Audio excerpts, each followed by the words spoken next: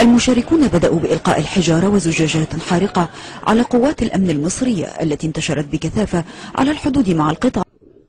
مراسل BBC أكد سقوط عدد من الإصابات نقل معظمهم إلى المستشفيات المجاورة.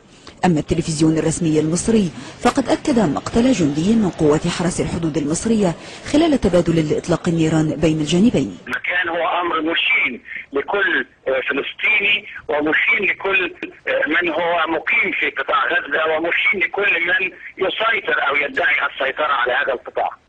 الجانب المصري يصون حدوده، الجانب المصري يلتزم بضبط النفس. أعتقد أنه ليس أكثر من ذلك ضبط نفس عندما يقتل لك جندي أو يقتل لأي دولة جندي وتلتزم ضبط النفس إذا ما يحدث. وبالتوازي مع هذا المشهد تصاعدت المناشدات على الجانبين المصري والفلسطيني عبر المسؤولين ومن خلال مكبرات الصوت بضرورة إخلاء المنطقة، خصوصا المنطقة القريبة من بوابة صلاح الدين. جميع الإخوة في الجهة الغربية إلى التزام الهدوء والانضباط في المسيرة.